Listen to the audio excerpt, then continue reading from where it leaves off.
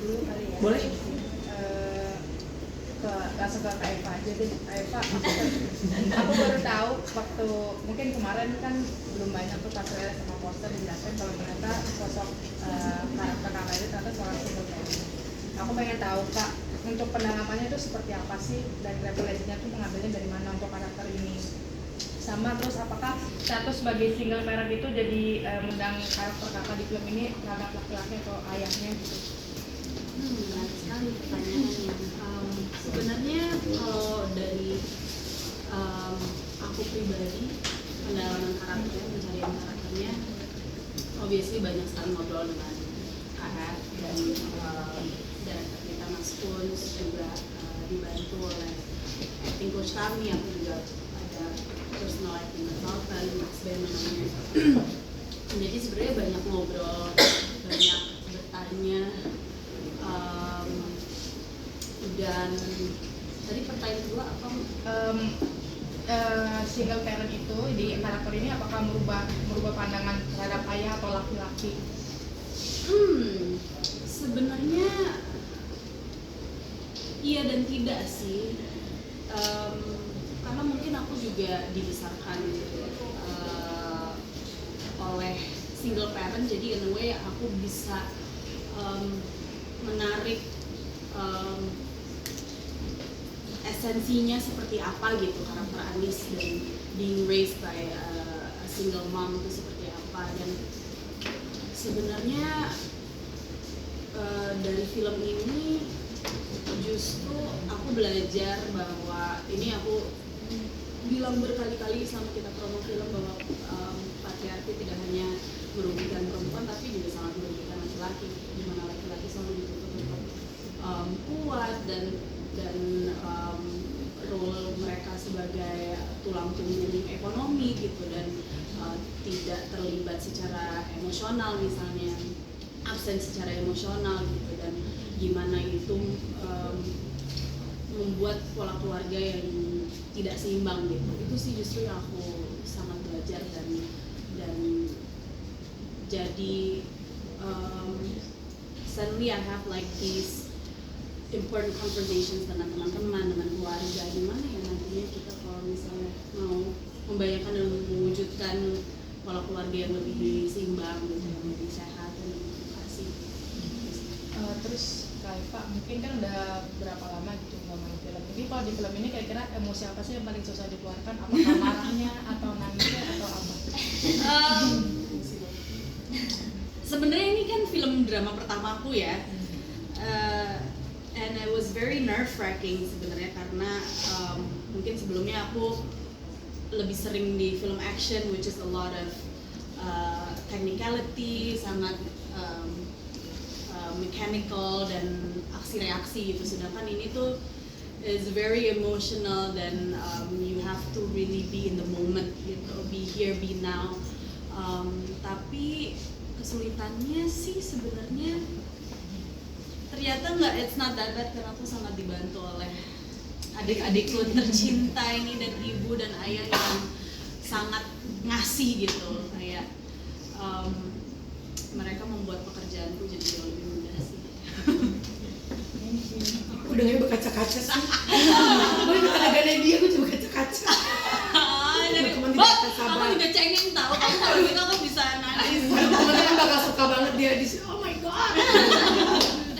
Silakan Cinemax, Raffi. Aku mau nanya dong, kalau tadi dari sisi personal sebagai mencari seorang lelaki, tapi sebagai seorang anak kalian mendapat pelajaran apa sih dari film? Melihat sosok ibu dan bapak ya. Betul. Mungkin dari Aman dulu. Jangan gitu dong mukanya, jangan zone out tiba-tiba. Iya benar. Apa tadi pertanyaannya malah? Bagaimana setelah proses ini, bagaimana kalian melihat lagi, ya sebagai dari sisi anak melihat bapak dan ibu ya. Nah, gak sesuai bapak dan ibu kalian, sosok bapak ibu tuh gimana sih mestinya atau gimana? Apapun take away-nya.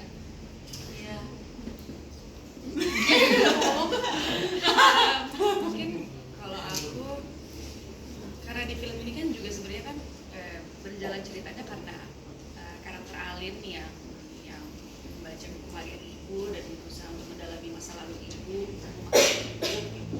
aku juga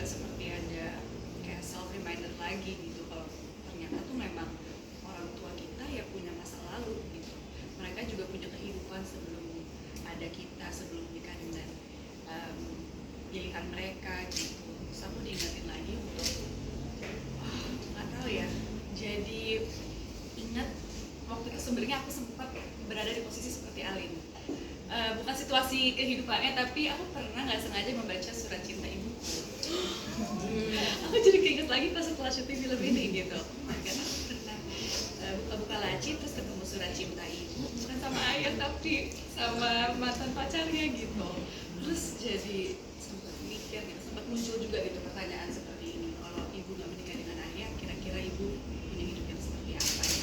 Tapi oke, itu agak jauh dari konteks tadi. Tapi intinya aku ngerasa kalau orang tua itu juga manusia, juga punya masa lalu, juga punya kehidupan, dan aku jadi lebih bisa menghargai pengorbanan ibu gitu.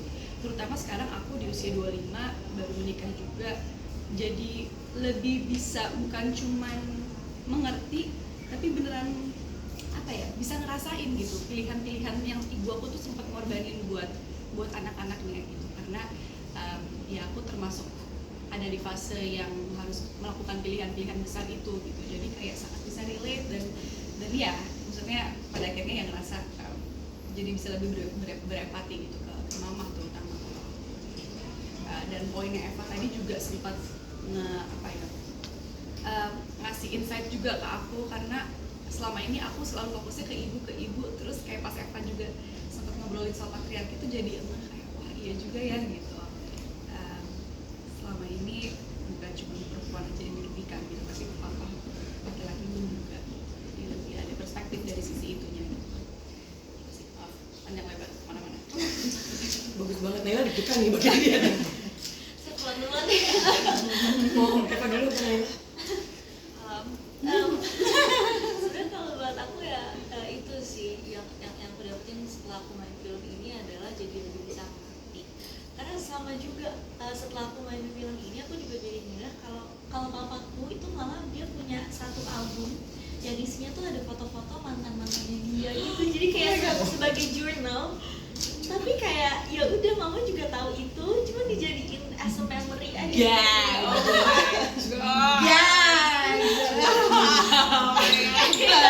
Itu jadi buat aku tuh jadinya malah kayak ya maksudnya lucu, ternyata orang tua aku tuh sebelum adanya aku tuh punya kehidupan lain yang dimana kalau misalnya mereka nggak memilih pilihan itu mungkin nggak akan ada aku sekarang. Cuma aku juga jadi kayak bertanya-tanya, kalau misalnya papa atau mama pilih pilihan yang lain tuh apa yang akan terjadi. Makanya kenapa menurut aku film ini rasanya jadi deket banget sih buat aku, karena kayaknya kita tuh masih pernah gitu loh mikirin kalau misalnya nikah sama, kalau mama nggak nikah sama papa tuh bakal kayak gimana ya gitu. Jadi rasanya deket sih buat aku. Banget gimana? Kalau aku mungkin yang aku sadari adalah nggak hanya dari film ini, cuman perjalanan hidupku bahwa ya orang tuaku juga they're living for the first time juga gitu, bahwa selama ini mungkin sebagai anak-anak kita menuntut banyak sekali dari orang tua gitu, kita selalu punya ekspektasi bahwa mereka selalu sempurna, tapi kita juga lupa bahwa they're human beings gitu. Di luar peran mereka sebagai orang tua kita ya atau ibu, mereka adalah manusia pertama, dan apapun yang mereka lakukan yang mungkin dulu kita kayak kenapa sih gitu ya, mereka melakukan, they thought that itu adalah terbaik di saat itu yang terbaik yang mereka bisa lakukan saat itu, berdasarkan kesadaran mereka di saat itu gitu. Jadi tiba-tiba perspektif aku ya ada shift dalam perspektif bahwa I have to be more gentle with my parents juga. So they're growing old juga gitu, dan sebagai anak itu susah banget ya ngeliat orang tua kita kayak semakin tua gitu, dan we forgot gitu, kadang-kadang kita kayak kita lagi tumbuh besar, kita lagi menjadi dewasa, but we forgot that they're growing old too. As well. Siapa yang bawa bawang? Konten deh. Menjawab. Nah mungkin sebelum kita ke pertanyaan teman-teman media yang lain, ini menarik banget karena aku sengaja membawa Eve atau Evelyn ke sini karena mungkin karena kita lagi membahas kalimat ini ya, not per se ini adalah judul, tapi kan kalimat ini, correct me if I'm wrong, udah viral, maksudnya udah sering disuarakan dan mungkin menjadi kegelisahan di luar sana atau pertanyaan, if not kegelisahan, itu gimana sih Kak Evelyn untuk kronologisnya si kalimat ini, pertanyaan ini yang viral di luar sana dan hanya ditangkap dan dijadikan cerita dan film dan skenario gitu. Mungkin bisa cerita ke teman-teman. Kalau ya mungkin kalau di awal tuh memang aku merasa ada satu kegelisahan yang bentuknya kolektif gitu ya, karena lumayan ramai gitu di sosial media gitu. Terus ketika ini berangkatnya memang secara cerita bukan ceritaku, bukan dari cerita siapa-siapa, cuma aku coba kumpulin dari luka-luka yang menurutku kayaknya ini kita punya luka yang sama deh. Jadi yang aku coba hadirin tuh malah sebenarnya waktu itu tuh yang ramenya tuh statementnya bukan andai ibu, tapi ibu jangan menikah sama ayah gitu, ibu jangan menikah dengan ayah. Cuma long story short, setelah diskusi kayaknya judul itu terlalu kontroversial atau terlalu heboh gitu, terus kita coba tone down, kita bahas mengenai possibility di sini. Ketika statementnya andai itu kan berarti sesuatu hal yang udah nggak mungkin gitu, berarti itu udah lewat dan itu tidak akan pernah terjadi. Nah ketika kita ngomongin sesuatu yang nggak terjadi, menurutku itu jadi ada kegetiran yang bisa kita rasain gitu. Basic pertanyaannya tuh kebanyakan gini, sebenarnya hidup ibu yang sekarang tuh hidup yang ibu cita-citakan dulu bukan sih? Karena kan kita di umuran young gitu, terus kita kayak pengen, oh nanti gue mau begini, nanti gue mau begitu. Dan ada satu, aku nggak mau menyebutkan pernikahan di sini sebagai antagonis, tapi ada satu big momentum dalam kehidupan semua orang yang ternyata momentum itu perlahan-lahan meruntuh gitu. Dan pertanyaan itu muncul gitu. Sebenarnya ini hidup yang ibu pengen bukan sih? Terus ketika aku lihat bentuk lukanya pun menurutku nggak sama ya. Ada yang memang figur ayahnya ada di rumah tapi terus dia tidak merasakan figur itu. Ada yang memang literally divorce. Ada yang memang kayak ayahnya nggak berfungsi aja gitu. Cuma satu benang merah yang kutarik sama adalah ibunya nggak pernah stop fighting. Jadi itu yang menurutku pengen aku tekankan, instead of mendiskreditkan figur ayah gitu, tapi lebih ke oh ternyata ibu tuh dalam kondisi apapun dia jadi orang yang paling pertama pasang badan gitu. That's why kalau kita sedih pasti yang kita telepon pertama ibu gitu, ibu atau orang tua lah gitu. Jadi makanya oh berarti kita punya satu benang merah yang cukup kuat menurutku, dan menurutku ini belum pernah dibahas sih di film-film sebelum selama ini ada gitu ya. Kayak kita ngomongin keluarga, kita ngomongin drama, di sini aku pengen coba menekankan sosok ibu tunggal. Ketika keluarga itu harusnya semua berfungsi gitu. Ketika ngomongin bermasyarakat kan kita sosial lah ya, ada simbiosis mutualisme, begitu juga peranan ibu dan ayah menurutku. Jadi nggak mutlak si ayah harus pencari rezeki, si ibu harus di rumah mengabdi kalau di kacamataku yang bikin cerita ini berapa. Tapi ketika kehidupan yang nge-switch, oh ternyata rezekinya datangnya dari ibu. Terus harus gimana nih? Apakah itu harus ada toleransi kah? Ataukah harus ada penyesuaian? Atau ada ego yang dikalahin? Atau itu lebih ke situ sih. Ketika itu nggak terjadi, and then what? Terus apa impactnya ke anak-anak? Jadi lebih ke fungsi sosialnya pun juga ada di luar dari keluarga gitu. Karena kita semua berfungsi gitu. Di sini kita jadi pembicara, di sini kebetulan. Jadi kayak menurutku ini semua tentang fungsi yang pada akhirnya nggak berfungsi. Lebih gitu sih. Berangkat ke mana? Lovely. Ya semoga jadi headline-nya selain album orang tua Naila. Headline juga itu. Itu gemes. Kali ya. Itu gemes tapi menurut aku gemes. Menurut aku itu gemes. Oke teman-teman lanjut, siapa yang mau bertanya lagi? Boleh, kamu dulu habis itu kakak nyata. Habis itu Kak Agnes. Sebelumnya aku tadi sangat semangat dengan kakaknya tersebut. Yang aku ingin tanyakan adalah tapi sebelumnya aku ada teman yang literally dia pernah ngomong sesuai dengan judulnya. Oke. Andai aja ibu nggak pernah nikah dengan ayah. Tapi poin aku adalah pesan dari film ini untuk anak-anak di luar sana atau mungkin di sini pun ada yang mengalami, apa sih yang ingin diberikan jika seorang anak tersebut dalam posisi tersebut. Tadi kan kakak bilang kan bahwa sosok ibu tunggal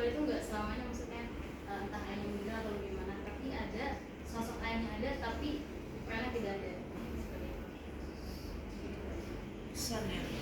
Kalau pesan tuh menurutku tergantung persepsi penonton sih, tapi kalau dari aku sendiri gitu yang coba aku bawa bahwa kehidupan kita tuh yang decide kita. Kalau aku mungkin lebih ke situ kali ya, lebih general bahwa ketika ada faktor-faktor eksternal yang datang gitu, usahakan untuk memilih based on apa yang kita mau pilih sih, apa yang hati kita tergeraknya kemana ya, and then pilihnya itu gitu.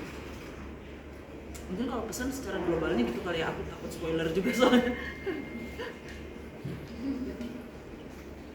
Sebenarnya mungkin juga karena aku udah nonton nih ya dan bukan pembuatnya, kalau yang aku tangkap adalah film ini diharapkan bisa memulai percakapan antara anak dan orang tua atas hal-hal yang mungkin selama ini belum pernah dibahas. Apakah itu mimpi orang tua? Ketika aku ngomong orang tua karena it goes both way ya. Bisa juga ada orang yang tinggal di rumah, dia ngerasa ibuku yang gak berfungsi quote and quote, bapakku ngerjain semuanya, kan bisa juga kan. Nah mungkin ya semoga film ini dengan caranya yang sangat manis bisa memercik percakapan setiap anak dengan orang tuanya. Karena kemarin waktu kita tim promo membahas gitu, kadang-kadang kita aja lupa untuk tanya ke orang tua kita, how are you today? Itu aja. Kayak kita nggak tahu mereka tuh lagi pingin apa sih, lagi apa yang mau dikejar, karena kita begitu sibuknya masing-masing kan. Itu sih mungkin ya. Benar? Kayak saya bisa jadi penulis kedua. Silakan Kak Agnes. Tadi udah lumayan menjawab ya Mbak? Soal intinya, Kok kayaknya pas gitu. Mbak akan tahu ketika tanggal 29 Agustus. Karena I'm sure takeaway-nya orang akan beda-beda. Iya, Ya. benar. Itu sih. Kalau aku boleh tambahin, boleh. kalau dari aku pribadi kan fenomena fatherless ini kan kayak isu sosial yang sangat kompleks ya. Jadi kalau buat aku, my takeaway is kayaknya emang harus ada edukasi ulang gitu soal konstruksi gender. I think that's one of the main takeaways for me sih, bahwa ya yang tadi Mbak Ers bilang gitu, bahwa kadang ibu yang mengambil peran sebagai tulang punggung ekonomi gitu, tapi kayaknya tuh ada komunikasi yang nggak jalan gitu kan. Nah ini tuh kayak gimana caranya sebagai unit bisa ada keterbukaan itu gitu, ada transparansi itu. Kalau misalnya ini begini, ini kita gimana? Jadi ada kompromi, ada toleransi yang besar, ada empati yang besar gitu. Karena menurut aku kan ya sekarang perempuan udah jauh lebih progresif gitu ya. Kita udah bisa mandiri secara ekonomi dan segala macam. Dan so pasti obviously the family dynamics juga berubah gitu kan. Jadi gimana caranya kita sekarang kayaknya juga sedang meramu pola keluarga yang baru gitu, udah nggak bisa kayak dulu lagi kalau aku sih. Berarti film ini nanti akan sangat memainkan psikologinya, atau ada trigger warning di awal atau? Kalau in a psychological sih aku rasa aku nggak tahu ya, tapi kalau aku sebagai waktu aku nulis skrip ini tuh skrip pertama yang aku tulis tanpa, biasanya aku bikin kayak karakter Bible apalah teknis segala macam, tapi ini tuh enggak, dan pure aku let my heart do it aja, kayak bener-bener. Dan ini film pertamaku yang aku sampai detik ini bahkan gak bisa move on. Setiap denger lagu apa yang recall tentang ini tuh kayak masih aduh bete deh gue seharian nih, sedih gue seharian. Kayak feelingnya tuh kayak kayaknya gue bikin kayak gini mungkin 5 tahun sekali aja kali ya. Gitu, kayak feelingnya tuh sangat tidak nyaman, karena kalau aku nyebut psikologi malah menurutku lebih ke feeling kali ya, emotional feeling kali ya. Perasaan Lebih ke benar-benar kita bergerak based on emotion banget sih kalau aku waktu nulis ini gitu. Hasilnya juga. Dan Mbak Agnes?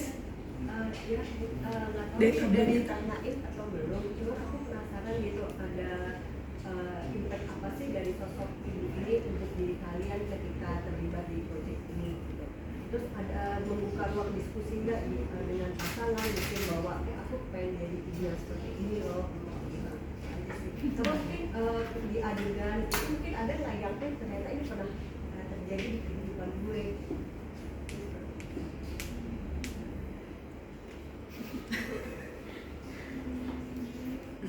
Siapa dulu? Biar ada memorinya kan.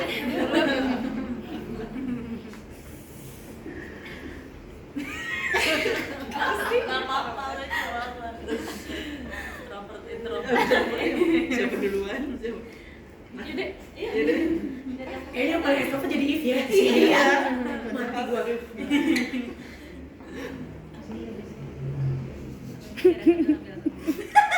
Kalian apa tadi Katnes? Adegan yang mana? Adegan. Iya. Mereka rasa. Jadi Yang paling dirasakan. Hubungan dengan ibu. Tapi spoiler nggak tuh? Aku lagi yang di trailer akhir ini. Oh, nggak bisa karena yang di trailer itu. Jubir. Karena yang di trailer itu kan nggak linear. Jadi mungkin ada adegan yang mungkin tidak di awal kayak gitu. Takutnya malah jadi spoiler. Atau ada yang menarik nggak? Atau ada yang paling berat kali ya? Iya, boleh deh. Iya.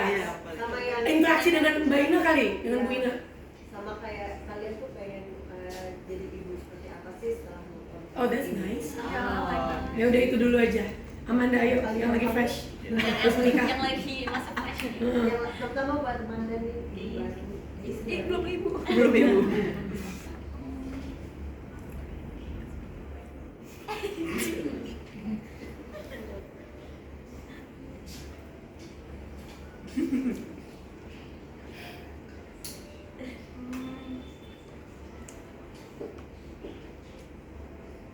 Sebenarnya ada yang menarik.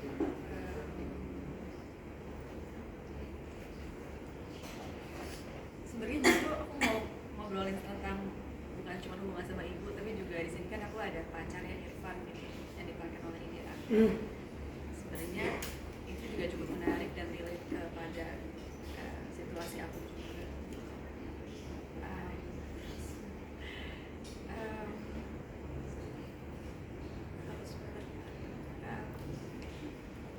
Untuk menikah kan pilihan hidup yang sangat besar gitu kan. Dengan adanya film ini tuh aku jadi diingatkan kembali. Suaranya boleh gedean sedikit. Oh iya, kayak ngomong sama diri sendiri ya. Kayak ngomong dalam hati malah. Saya lagi VO. Kayak lagi VO.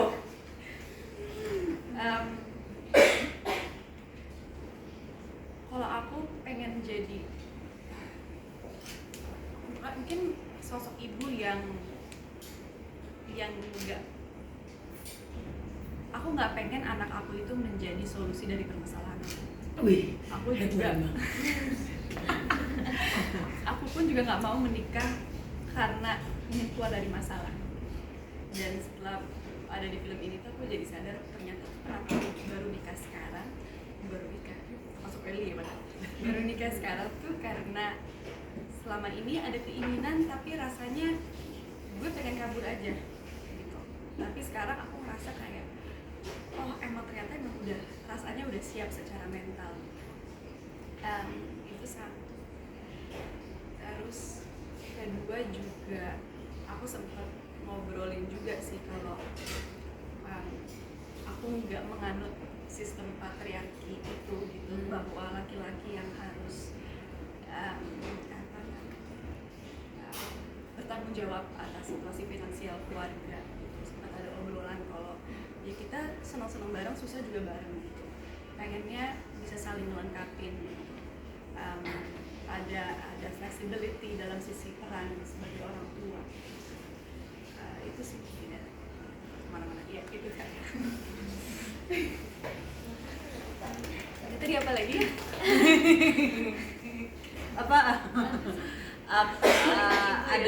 adegan yang berat. Aduh, spoiler. Tapi secara emosi sih sebenarnya karena yang tadi dibilang sama Kak juga ya, kalau film ini tuh menguras emosi sekali gitu. Jadi sampai syuting pun lumayan banyak yang benar-benar bikin kita tuh secara emosional tuh kedrain banget gitu. Bahkan ada satu hari dimana kita scene-nya tuh menangis di seharian itu gitu. Jadi kayak itu lumayan menguras tenaga banget ya. Sampai kayak at the end of the day kita bertiga cuman kayak ketawa-ketawa doang karena udah kayak stres banget seharian, emosinya bener-bener kepake banyak banget gitu. Jadi kalau bisa ditanya paling suka yang mana, kayaknya harus ditonton filmnya biar tahu yang mana. Iya. Karena bakal kelihatan pasti gitu. Iya. Iya. Bulu matanya asli ya? Asli dong. Ini pegang Bagus banget bulu matanya. Ya mereka memang tidak bisa keluar dari chemistry ini, memang sangat dekat. bulu matanya gila banget. Asli ya. Aku paling pengen nambahin sedikit deh. Tadi kayak jadi kepikiran. Mungkin karena seharian tuh emang di story kan revolves around mother gitu kan. Revolves around si ibu gitu. Jadi kayak setiap kali syuting tuh kan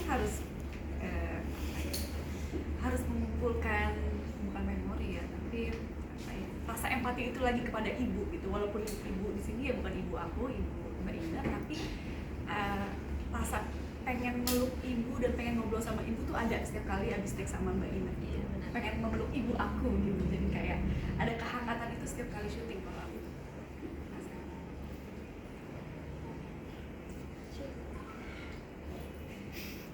Apa jangan kamu anak ibu kan?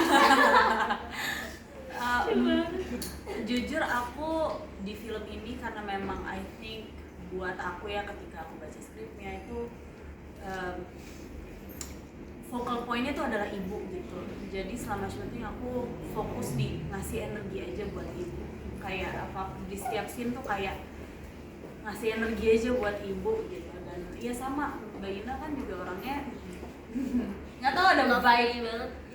ada vibe gitu. Ada vibe. Yang pengen glendor Iya, benar. sama ibu. Jadi Ya. Terus juga Mbak Ina tuh anaknya emang ada 3 anaknya kan? dia anaknya 3, terus aku juga in real life anak pertama, dia in real life Aku anak juga anak kedua. kedua aslinya. In real life Ina juga juga bungsu. anak ketiga. Jadi kayak Wow. Iya. Jadi ibu tuh kayak mengerti kita banget Iya, ya. benar. Kamu anak kenapa sih? Kamu biasanya begini. Iya, gitu. Waktu pas reading juga kita banyak dibantu ya, karena lumayan ada kayak diskusi-diskusi yang terjadi. Terus kita juga kan, kalau aku sih, aku lumayan banyak bawa dari kayak orang-orang di sekitarku sebagai bungsu tuh apa yang mereka rasain, terus aku gabungin semua yang menjadi Asya gitu. Jadi menyenangkan sekali. Tapi kalau aku mau nanya teman-teman media, di trailer kelihatan nggak karakternya mereka? Eva kayak gimana? Nggak salah ya? Benar, itu benar. Keras. Berarti tersampaikan dengan baik.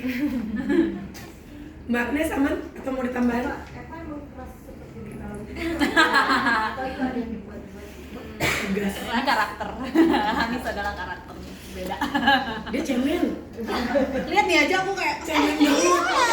Ini semua adalah pencitraan. Aslinya sangat culun dan introvert. Cengeng. Oke, next silakan Kak Sinaris. Ya Diva. Diva temen lo ya. Kalau sebenarnya untuk kalian bertiga, kakak dikasih satu kesempatan untuk ngobrol sama karakter kakak di dalam film sebagai diri kakak sendiri. Nasihat atau kata-kata apa sih yang kalian sampaikan ke karakter itu? Karena kan kakak-kakak karakter itu tuh punya masalahnya masing-masing kan. Nah, misalnya kayak Kak Alin disuruh dihadapkan untuk mengirim para juga, terus kalian dan juga keluarga. Nah, apa sih kata-kata atau nasihat buat karakter? Terima kasih. Dari kakak pertama kali ya. ini enggak dong gantian dari si Kamu di situ aman nggak? Mau di sini? Oke. Dari Naila aja. Dari Naila untuk Asya, mungkin aku bakal ngomong ke Asya untuk bisa lebih mengutarakan perasaan kalian, karena Asya ini lumayan mendam anaknya. Dia terlihat kayak kakak-kakaknya. Asya ngerasa kakak-kakaknya tuh melihat Asya sebagai anak bungsu yang ya udah kalau misalnya ada masalah keluarga kamu diem aja, nggak perlu ikut-ikutan. Tapi sebenarnya kan Asya juga ada di momen itu, dia melihat semuanya. Ada perasaan-perasaan yang dirasain sama Asya yang gak bisa dia omongin ke siapa-siapa. itu semuanya berjalan dengan dunia sendiri, tapi Asya juga sebenarnya masih butuh sosok kakak yang ada di rumah gitu. Jadi mungkin lebih bisa ngobrol sih, ceritain perasaan, lebih bisa terbuka sama diri sendiri.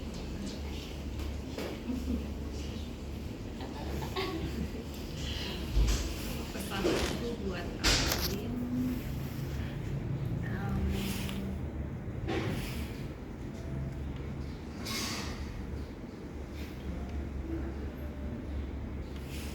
pesan aku buat Alin tuh, Alin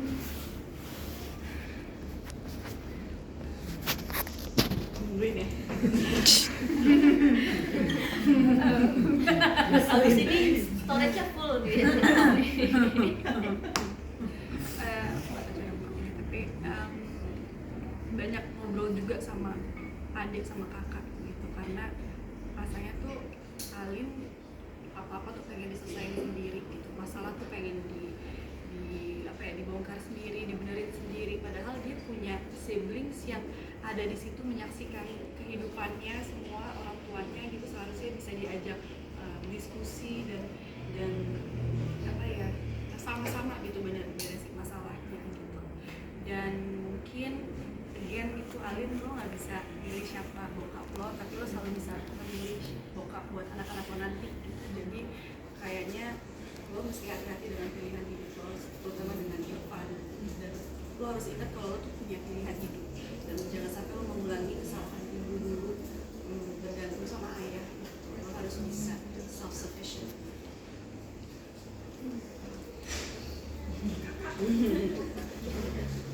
Kalau Anis ada di depan sekarang, aku akan bilang dia, Anis terima kasih sudah selalu kuat, sudah selalu bertahan untuk keluarga ini, sudah selalu melakukan yang terbaik untuk melindungi keluarganya dan keluarganya, walaupun dengan cara yang agak berbeda gitu. Aku tahu dunia ini keras, cuman aku berharap kamu menemukan kelembutan di dalamnya. Aku tahu kamu cuman ingin mencari cinta di luar, tapi ketahuilah kamu sudah dicintai kepadanya dan kamu deserve untuk merasa aman dan dicintai.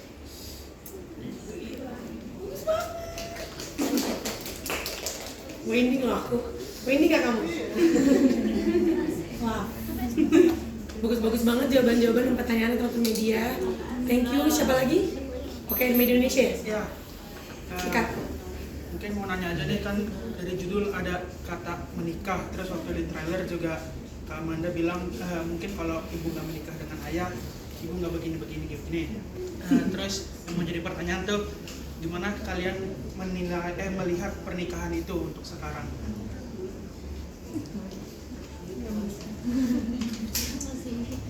Jauh sekali. Masih jauh sekali. Aku ya.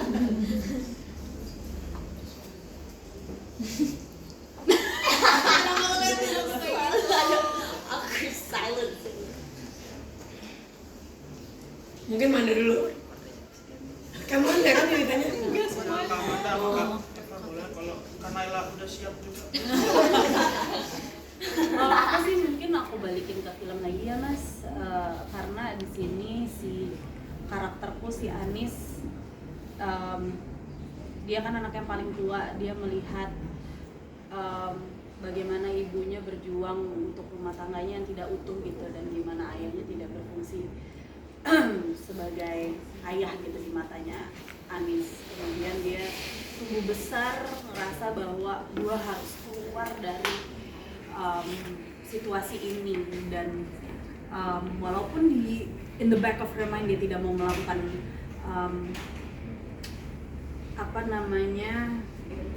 I wouldn't say kesalahan, tapi dia tidak mau jatuh di lubang yang sama seperti ibunya. Mungkin dia merasa bahwa mungkin gue nikah aja kali ya, dan ternyata the thing that she's been avoiding all her life malah kejadian. Jadi ya tadi kamu bilang kayak ya, pernikahan harusnya bukan menjadi asli. Ya. Jadi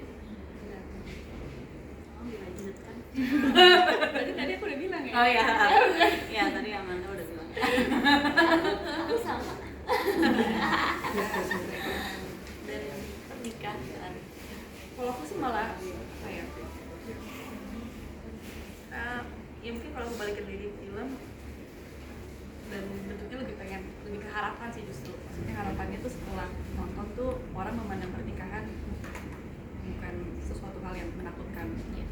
Nggak pahit menyikapi pernikahan gitu, karena melihat mungkin orang tua juga nggak beda segala macam gitu. Tapi semoga film ini juga menjadi harapan kalau lo tuh bisa memilih dan bisa kok sebenarnya kan. Kenapa dia? Geli sendiri. Ya pokoknya filmnya bisa menjadi harapan gitu, harapan baru untuk melihat sebuah pernikahan bukan sebagai sesuatu hal yang pahit. Benar, sama. Ya soalnya kan jauh. Ya betul jauh. Kalau ada masalah cepatlah diselesaikan. Nah, yang belum terus itu sushi namanya. Oh my god. Pas. Oke, ada lagi teman-teman? Aku satu lagi. Boleh. Kamu lalu Kompas, terus ke VOI. Ya udah, Raffi dulu. Oke. Aku mau nanya tuh, ada salah satu dialog yang mungkin memorable, yaitu adalah ayah kamu tuh tidak jahat, ayah kamu tuh bukan orang jahat, tapi orang kalah. Nah itu tuh kenapa Kak Evan bisa sampai berpikir untuk bertwist kayak gitu? Ya karena itu nyakitin banget, dan lihat di Twitter banyak yang bilang, what if you're not marrying bad guy but marrying a loser? Boleh jangan selak dong. Minumnya tenang. Oke. Tapi itu ada Bagus nih dari penobel Iya, laki. iya. Ini laki-laki yang nanya. Karena kalau aku personally nggak percaya ada bad guys.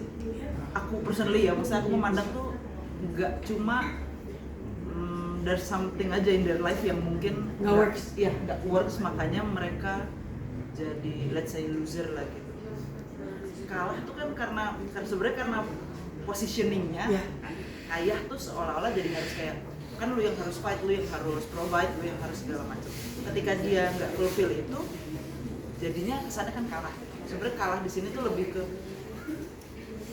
lu kalah dalam menyikapi hidup kali ya. Lu kalah sama keadaan, lu kalah sama situasi, sama apapun itu. Sebenarnya gitu sih.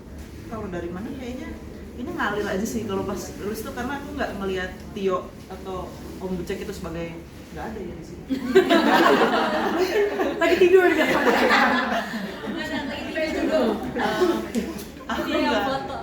Aku nggak ngelihat karakternya sebagai karakter yang jahat gitu, karena waktu nulis karakter ini tuh aku tuh mau coba melihat mereka karakter ini tuh bukan as a karakter dalam film gitu. Jadi kayak lebih ke potret kehidupan yang ada di film gitu. Jadi makanya pengennya tuh development karakternya pada saat waktu nulis ya, itu tuh lebih se-human mungkin. Dan kalau ngomongin human tuh nggak pernah ada black and white sih. Menurutku pasti grey. Jawab. Itu menarik banget ya, karena gini, ketika bilang ayah kamu bukan orang yang jahat, tapi dia hanya orang yang kalah, sebenarnya not necessarily loser. Yes. Cuma di situasi itu dia kalah karena menyikapi kehidupan, karena dia kalah dengan hasratnya dengan pinjol atau hal lain, atau menafkahkan keluarga. Cuman not necessarily loser. Tapi ketika lelaki-lelaki melihat itu dan menangkapnya bisa jadi loser, itu juga jadi sebuah perkembangan percakapan yang menarik ya. Gitu. Jadi di film ini aku jujur tidak merasa menghakimi siapa-siapa. Ya of course lah, semua film kita mau ada payoff-nya. Film ini juga ada payoff-nya kok, gitu kan. Cuman at the end of the day ya itu yang mau di-highlight. Si Om Bucek di sini tidak loser, tapi memang dia menyikapi hidup pada saat itu tidak work, sehingga dampaknya begini-begini itu sih. Tapi menarik banget, thank you Raffi. Itu adalah sebuah insight dan takeaway yang kita senang kalau menggoreng cowok-cowok supaya tidak jadi loser. Nah, oke, tadi iya, Kadisha dulu deh, kompas.com.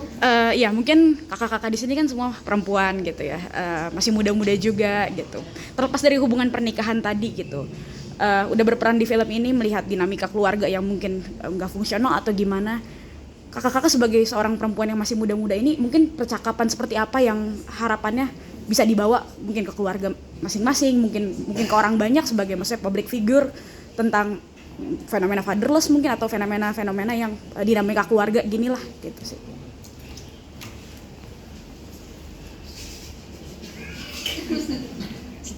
Ini emang kalian begitu sih kalau lagi syuting. Begini nih. Kadang-kadang kan peran ibu berat gitu sebagai perempuan, gimana menyikapinya atau setelah peranin film ini apa yang mungkin mau disampaikan? Dulu. Kasih contoh sama adik-adiknya. Iya.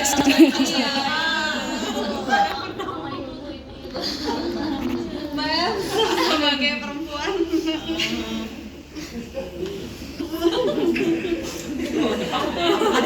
Jawabannya bisa ditambah aja intinya. Iya, sebagai seorang perempuan mungkin ya kalau teman-teman cast yang meranin gitu ngelihat dinamika keluarga yang nggak fungsional, pesan-pesan apa sih yang mau dibawa selanjutnya gitu ke percakapan mungkin mereka sebagai public figure atau mungkin ke pribadi ke ranah keluarga mereka yang udah ada atau yang lagi dibangun gitu. Gak bisa skip. Pas. Kalau aku mungkin lebih menekankannya ke hubungan sama ibu kali ya. Kalau aku kayaknya basicnya benang merah rasanya tuh sebenarnya lebih ke sama ibu. Kan itu banyak banget tuh kemarin tuh lihat kayak kita kan sebagai perempuan kan fungsinya juga banyak ya, fungsi anak, fungsi istri, fungsi ibu, fungsi teman, fungsi pacar dan seterusnya. Cuma kalau menurutku kayaknya kita nggak bisa memaksimalkan semua fungsi 100%, kayaknya harus ada yang dipilah. Kalau setelah ngerjain film ini tuh malah aku lebih concernnya banyak hal-hal yang perempuan pertama yang aku kenal kan ibuku. Jadi banyak hal-hal tentang perempuan yang aku nggak bisa dialogkan sama beliau. Jadi malah setelah nulis film ini tuh walaupun masih sampai sekarang belum bisa terdialogkan, cuma paling nggak list pertanyaannya tuh udah ada. Kayak aku suka kayak sedih sendiri gitu kalau misalnya ngeliat ada yang seliweran gitu di sosmed kayak 5 things you have to ask for your mother apa-apa gitu. Terus aku kayak anjir gue liat gini aja sedih banget. Terus kayak aku kayak coba mau bilang kayaknya gue harus tanya ini deh. Mungkin lebih ke situ ya. Kalau aku lebih ke pengen reconnect sih sama figur perempuan yang pertama kali kenal itu nyokap. Mungkin lebih ke situ.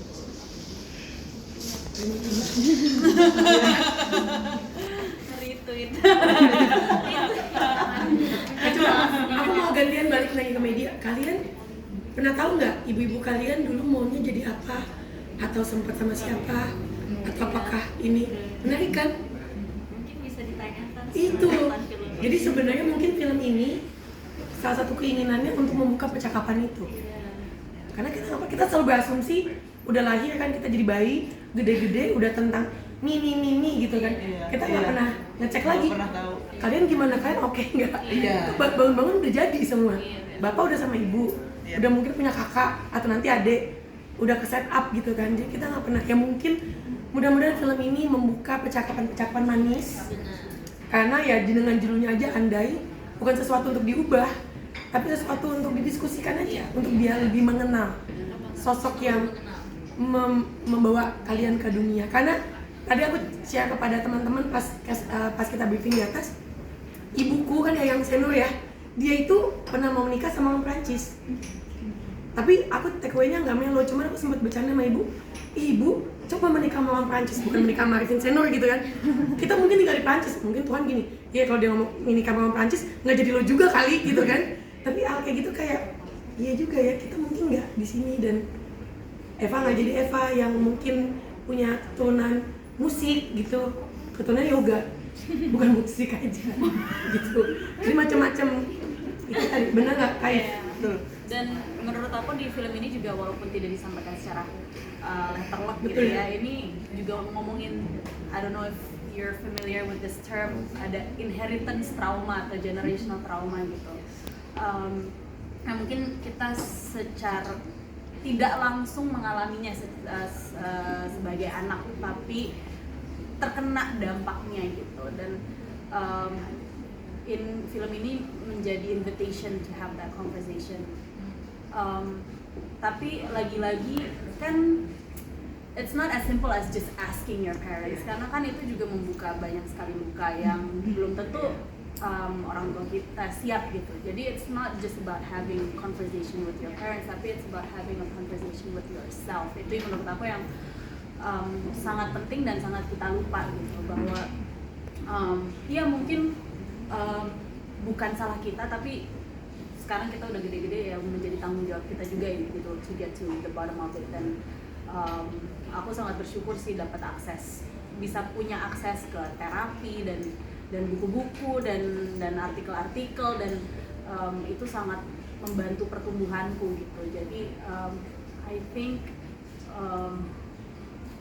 buat aku yang paling penting adalah itu sih, jujur dengan keadaan, jujur dengan diri sendiri, dan have that conversation with yourself, dan check in with yourself. Dan kalau misalnya emang siap untuk have that conversation with your family, then great. Tapi lagi-lagi yang penting diri kita sih. Bagus banget ya kata-kata lagi sakit ya. Gimana Kak Disha? Aman. Tetap ya? Iya. Mungkin terakhir ya? Ada 2 terakhir boleh ya? Habis itu kita masuk ke one-on-one. Silakan. Iya ada kan lebih lagi. Allah Akbar, ini benar-benar kakak beradik. Silakan. Mungkin ke Kak Amanda nih, di film ini kan sebagai anak kedua, mungkin boleh diceritain nggak sih hubungannya, maksudnya kayak gimana sih treatmentnya si anak tengah ini dengan adiknya, terus dengan kakak sulungnya tuh perbedaannya seperti apa sih, mungkin yang signifikan terlihat di film ini. Terus untuk Kak Eva Celia sendiri, kira-kira untuk kedepannya akankah mengambil film seperti ini lagi, atau ada rencana untuk mengambil film dengan genre lain? Adik kakaknya.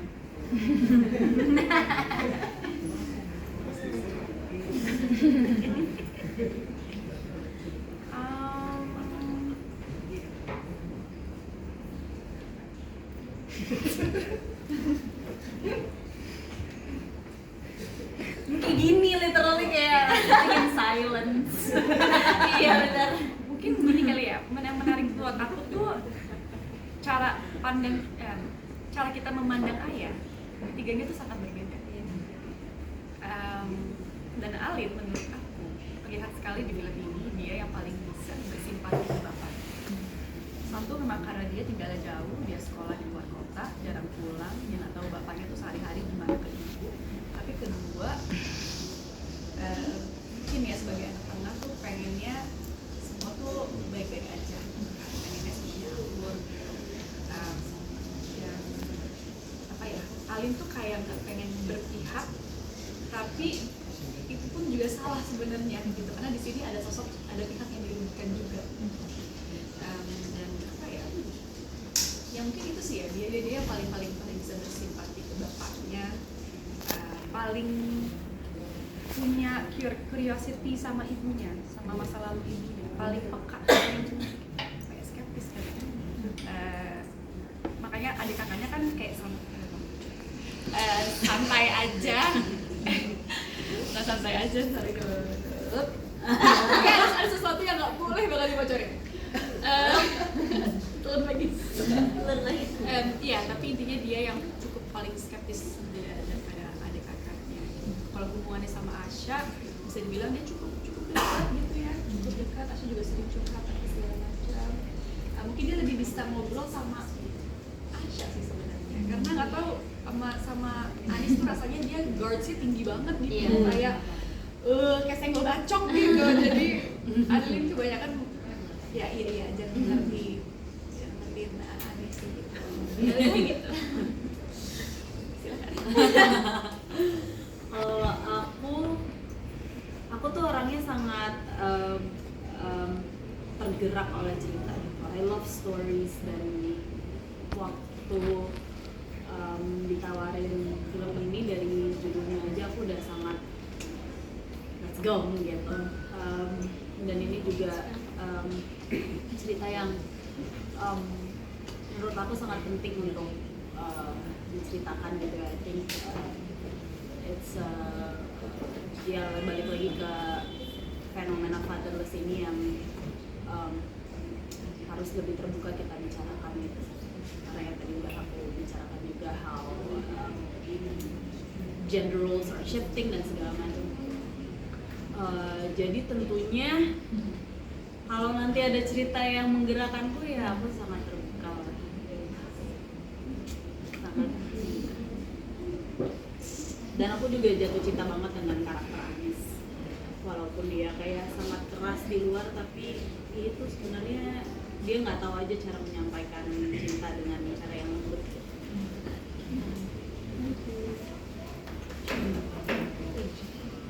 Naila pernah menambahkan?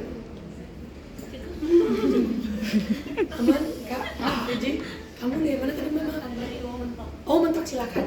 Pertanyaan terakhir. Kakak, menarik tadi yang kayak Kak bilang tentang fenomena fatherless di negara kita ini. Jadi memang aku beberapa nemuin kayak ada keluarga yang sebenarnya sebagai seorang istri itu menikah, tapi kayak suaminya tuh kayak tidak ada perannya, jadi kayak dia yang jadi breadwinner, dia juga harus ngurus rumah. Nah, yang menjadi pertanyaan aku dari pribadi kakak-kakak sendiri, ada nggak sih yang ingin disampaikan kepada perempuan di luar sana yang mungkin relate dengan karakter dari ibu di film ini? Oh, lebih dari angle woman empowerment. Ya aku juga sering lihat sih kayak di social media apa ada term married single mom. Jadi kayak nggak cuma ngomong kayak gitu, cuma ngomong aja kayak out of context, cuman ya.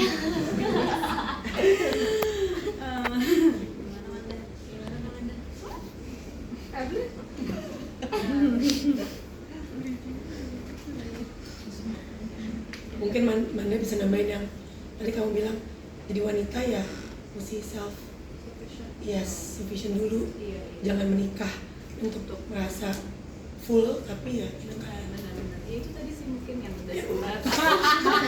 mulai kalian Gue udah kasih contohkan. Iya. Ya maksudnya jangan sebagai perempuan gitu prosesnya jangan ya lo harus tahu kalau kita punya pilihan hidup dan jangan melihat pernikahan itu sebagai jalan keluar dari masalah. Ya bahwa ketika mencari pasangan try to look for a partnership gitu kali ya. Oh iya betul. Ya. Instead of kayak ya saling melengkapi atau karena kan in the end of the day love comes and goes, ya kan, passion comes and goes. So selalu bisa kembali lagi ke that friendship, that partnership.